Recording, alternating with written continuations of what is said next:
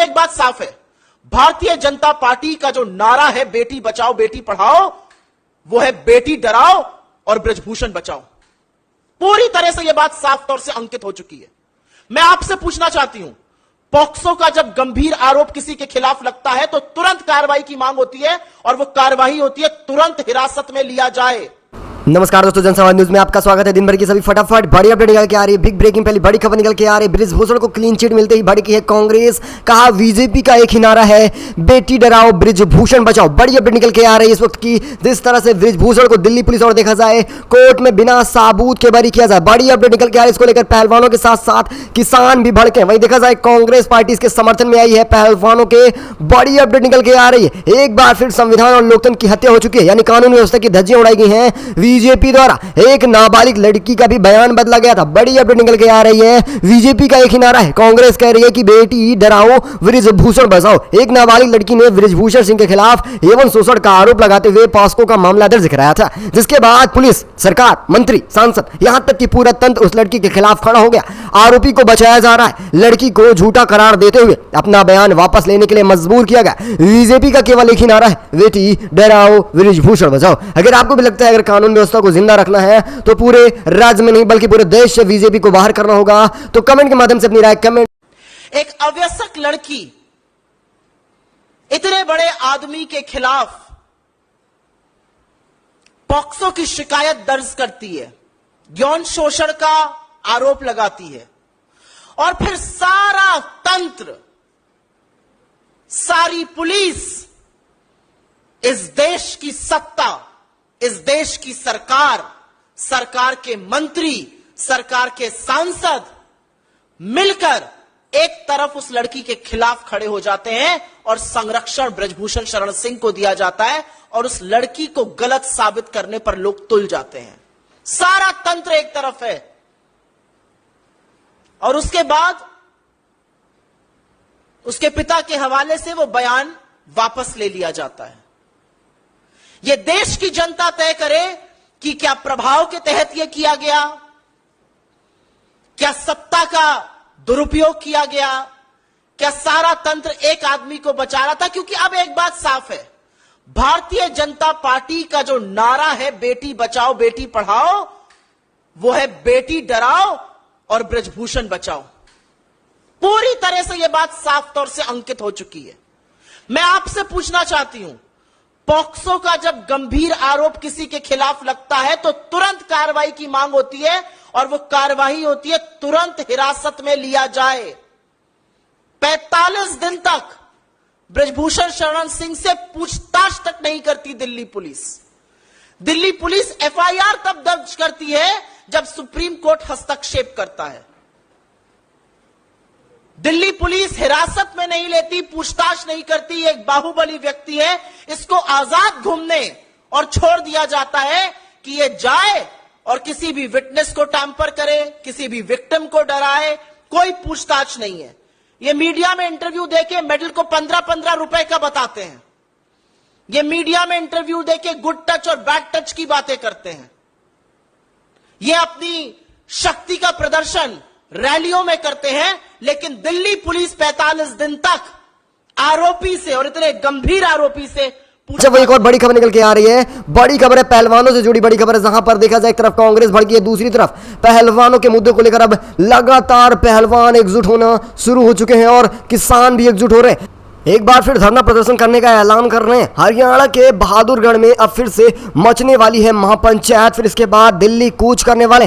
और इसी के साथ देखा जाए केवल हरियाणा नहीं बल्कि राजस्थान से लेकर उत्तर प्रदेश के किसान खाप पंचायत एकजुट हो रहे हैं, क्योंकि यहाँ पर कानून व्यवस्था की हत्या हो रही, बेटियों के साथ केवल और केवल अन्याय किया जा रहा है। एक ब्रिजभूषण जैसे आरोपी को बचाने के लिए पूरा केंद्र मंत्री, सांसद सब एक हो जा रहे हैं। यहाँ तक कि देखा जाए पुलिस भी पूरी तरह से चुप्पी साधे बैठी और वहां देखा जाए प्रधानमंत्री अब तक अपनी चुप्पी नहीं तोड़े। बृजभूषण के केस को लेकर लगातार देखा जा रहा है कि फोटो जीबी प्रधानमंत्री केवल पहलवानों से जब वो पदक लेके आते थे तो फोटो खिंचाने आते थे, लेकिन आज जब मुसीबत में हैं तो सामने नहीं आए हैं। आप इसे किस तरह से देखते हैं अपनी राय कमेंट के माध्यम से जरूर दीजिएगा।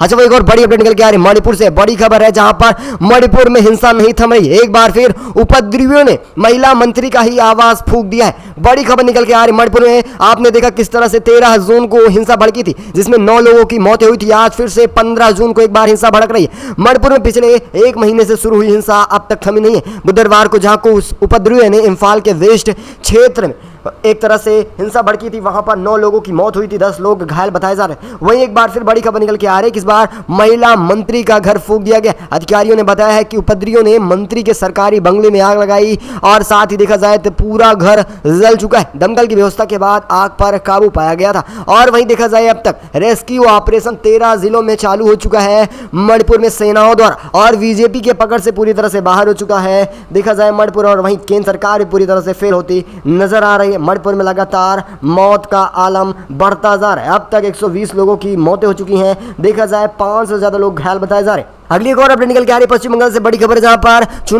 पंचायत चुनाव को लेकर उत्तर दिनाजपुर में हुई है हिंसा। लेफ्ट और कांग्रेस के 3 समर्थकों को लगी हैं गोलियां। बड़ी अपडेट निकल के आ रही है पश्चिम बंगाल से। उत्तर दिनाजपुर में फिर से पंचायत चुनाव को लेकर हिंसा भड़की घटना देखने को मिल रही है इस समय पश्चिम बंगाल से। वीडियो में देख सकते हैं किस तरह से चप्पे चप्पे पर पुलिस बल तैनात है। चुनाव के लिए नामांकन दाखिल करने जा रहे 3 लोगों को कथित तौर पर गोलियां भी मारी गई हैं। वही दावा किया जा रहा है कि 3 लोग घायल भी हैं और कांग्रेस के समर्थक बताए जा रहे हैं जिन्हें गोलियां लगी। यानी कि केवल मणिपुर नहीं बल्कि अब देखा जाए हिंसा के खेमे में पश्चिम बंगाल भी जा रहा है जहां पर टीएमसी और सीपीआईएम के बीच झड़प हुई है और इससे पहले आईएमएस के बीच भी झड़प हुई थी और एक बार फिर से हिंसा का माहौल बन रहा है पश्चिम बंगाल में। अच्छा, एक और बड़ी अपडेट निकल के आ रही है इस वक्त की बड़ी खबर है जहां पर यूनिफॉर्म सिविल कोड को लेकर बिहार में हलचल है। बड़ा बयान निकल के आ रहा है नीतीश कुमार के मंत्री का। उन्होंने कहा कि अब लोग नीतीश की राह देख रहे हैं, उनके इंतजार में है। बड़ी खबर है केंद्र सरकार ने समान नागरिक संहिता यानी यूनिफॉर्म सिविल कोड को लाने की तैयारी तेज कर रही है। सरकार की ओर से गठित 22वें विधि आयोग में समान नागरिक संहिता पर आम जनता और धार्मिक संस्थाओं के प्रमुख विचार विमर्श और राय मांगे जा रहे हैं और इसे शुरू कर दिया गया। और इसी बीच देखा जाए सीएम नीतीश कुमार के मंत्री जामा खान ने गुरुवार को एबीपी न्यूज से बात करते हुए अल्पसंख्यक कल्याण मंत्री जामा खान ने कहा है कि जनता अब केवल और केवल यूनिफॉर्म सिविल कोड को लाना चाह रही है और साथ ही नीतीश कुमार को, यानी कि आगामी चुनाव लोकसभा 24 के चुनाव में प्रधानमंत्री के तौर पर अब जनता नीतीश कुमार को देखना शुरू कर दी है। अच्छा, एक और बड़ी खबर निकल के आ रही है राजस्थान से। बड़ी खबर है जहां पर गहलोत ने हमला बोला है बीजेपी सरकार पर। दावा किया कि देश में संविधान की धज्जियां उड़ाई जा रही हैं और केंद्र में बैठी सत्ता चुप्पी साधे, चाहे कोई भी मुद्दा क्यों ना हो, आलोचना करने पर भी चुप्पी साधे बैठे। विपक्ष को खत्म करना चाह रहे हैं केवल सरकारी संस्थाओं द्वारा ईडी सीबीआई के जरिए। अगर लोकतंत्र में विपक्ष नहीं होता तो पक्ष का क्या मतलब रहता है। उन्होंने कहा कि केंद्र में बैठे लोग आलोचना करने वाले को देशद्रोही समझ रहे हैं। मैं कहना चाहता हूं मेरी और मेरी सरकार की आलोचना होती है तो क्या मैं उन पर देशद्रोह का आरोप लगा दूं। ये राजस्थान से खबर निकल के आ रही है। सीएम गहलोत ने करारा हमला बोला है केंद्र सरकार पर। उन्होंने कहा केंद्र सरकार के खिलाफ जो भी जा रहा है उसके ऊपर देशद्रोह का मुकदमा चलाया जा रहा है, साथ ही सरकारी संस्थाओं द्वारा शिकंजा कसा जा रहा है क्योंकि राजस्थान में भी चुनाव नजदीक आ रहा है और ईडी का लगातार शिकंजा कसा जा रहा है। अच्छा, वही एक और बड़ी खबर निकल के आ रही है बृजभूषण को लेकर। बड़ी खबर है अब उनके करीबी भी नहीं लड़ पाएंगे चुनाव। क्षत्रिय समाज को लगा है करारा झटका, अपमान का सामना कर रहे हैं इस समय खासकर बृजभूषण। बड़ी अपडेट निकल के आए आगामी 6 जुलाई को एक बार फिर रेसलिंग फेडरेशन ऑफ इंडिया यानी WFI का चुनाव होने जा रहा है और इसमें निवर्तमान अध्यक्ष बृजभूषण सिंह चुनाव नहीं लड़ सकते हैं। लेकिन खास बात ये निकल के आ रही है कि इनके बेटे दामाद भी इस चुनाव में नहीं शामिल हो पाएंगे। बड़ी अपडेट निकल के आ रही है। हालांकि मीडिया खबरें यही बता रही हैं कि अनुराग ठाकुर के हवाले से खबर निकल के आ रही है कि उन्होंने पहलवानों को भरोसा दिलाया था कि बृजभूषण का कोई भी परिजन चुनाव नहीं लड़ पाएगा। लेकिन चुनाव तो एक अलग मुद्दा है, लेकिन जिस तरह से देखा जा रहा है कि कानून व्यवस्था की हत्या की जा रही है, बृजभूषण को बचाने के लिए पूरा सरकारी पलटन एक हो चुका है। आप इसे किस तरह से देख रहे हैं अपनी राय कमेंट के माध्यम से जरूर दीजिएगा। अगली एक और अपडेट निकल के आ रही बड़ी खबर है सीएम अरविंद केजरीवाल का बड़ा बयान निकल के आ रहा है। अध्यादेश के खिलाफ सुप्रीम कोर्ट के आदेश और दिल्ली सरकार के खिलाफ बयानबाजी कर दी है।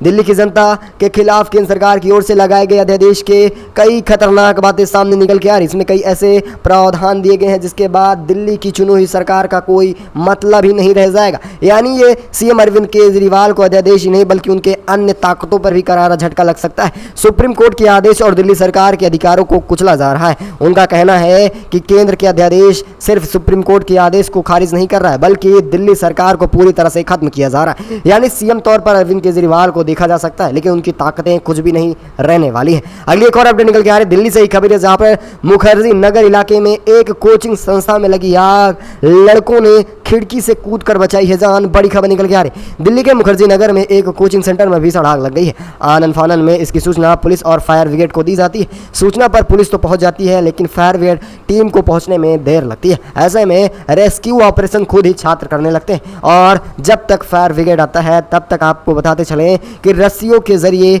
भयानक आग के बीच स्टूडेंट ने कूद कर जाने बचाई। आप वीडियो में भी देख सकते हैं किस तरह से लगातार आनन फानन में छात्रों ने खिड़की से कूदकर अपनी जान बचाई है। अगली एक और अपडेट निकल के आ रही है उत्तर प्रदेश से बड़ी खबर है, जहां पर लोकसभा चुनाव को लेकर लगातार गहमा गहमी बनी है। वहीं अखिलेश यादव ने बिजली के मुद्दे को लेकर भाजपा सरकार को घेरा है। उन्होंने कहा कि सन 2014 से बिजली आ रही है, अब तक नहीं पहुंची है। समाजवादी पार्टी के अध्यक्ष अखिलेश यादव ने बुधवार को कहा कि भाजपा सरकार ने प्रदेश की बिजली व्यवस्था बर्बाद कर दी है। बिजली की उपलब्धता सिर्फ कागजों पर है। 24 घंटे बिजली आपूर्ति का दावा करने वाली भाजपा सरकार में घोषित बिजली कटौती के चलते जनता त्राही त्राही कर रही है और वह फिर से समाजवादी पार्टी को बुला रही है। सपा मुखिया ने कहा है कि बिजली का महंगा बिल भरने के बाद भी लोग गर्मी में उबल रहे हैं। प्रदेश में प्रचंड गर्मी, जनजीवन पूरी तरह से अस्त व्यस्त हो चुका है और लोग परेशानियों का सामना कर रहे हैं और इस सरकार से त्राही त्राही कर रहे हैं। और एक तरफ देखा जाए तो नेता टिफिन खाने का नाटक कर रहे हैं। इधर जनता गर्मी में उबल रही है लेकिन वहीं देखा जाए एक तरफ तो केवल और केवल अपनी रोटी सेकने में लगे हैं प्रधानमंत्री और खासकर देखा जाए उत्तर प्रदेश के मुख्यमंत्री। अच्छा भाई, एक और बड़ी अपडेट निकल के आ रही छत्तीसगढ़ से बड़ी खबर, जहां पर 500 रुपए में गैस सिलेंडर कर दिया गया है। करारा झटका लगा, बीजेपी के मुंह पर तमाचा मारा गया है। बड़ी अपडेट निकल के आ रही, राज्यसभा सांसद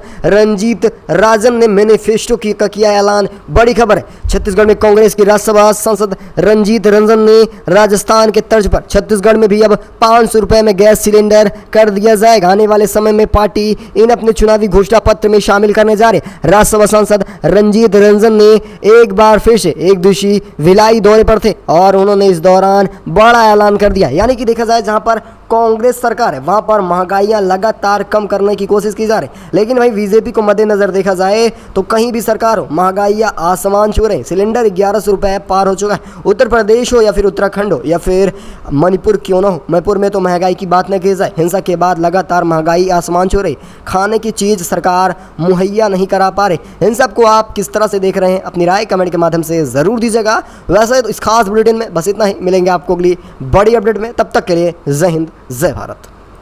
अब एक बात साफ है, भारतीय जनता पार्टी का जो नारा है बेटी बचाओ बेटी पढ़ाओ, वो है बेटी डराओ और ब्रजभूषण बचाओ। पूरी तरह से यह बात साफ तौर से अंकित हो चुकी है। मैं आपसे पूछना चाहती हूं, पॉक्सो का जब गंभीर आरोप किसी के खिलाफ लगता है तो तुरंत कार्रवाई की मांग होती है और वो कार्रवाई होती है तुरंत हिरासत में लिया जाए। 45 दिन तक ब्रजभूषण शरण सिंह से पूछताछ तक नहीं करती Delhi police. Delhi police FIR तब दर्ज करती है जब सुप्रीम कोर्ट हस्तक्षेप करता है। दिल्ली पुलिस हिरासत में नहीं लेती, पूछताछ नहीं करती। एक बाहुबली व्यक्ति है, इसको आजाद घूमने और छोड़ दिया जाता है कि ये जाए और किसी भी विटनेस को टैंपर करे, किसी भी विक्टिम को डराए। कोई पूछताछ नहीं है। ये मीडिया में इंटरव्यू देके मेडल को 15-15 रुपए का बताते हैं। ये मीडिया में इंटरव्यू देके गुड टच और बैड टच की बातें करते हैं। ये अपनी शक्ति का प्रदर्शन रैलियों में करते हैं, लेकिन दिल्ली पुलिस 45 दिन तक आरोपी से, और इतने गंभीर आरोपी से, पूछताछ नहीं करती।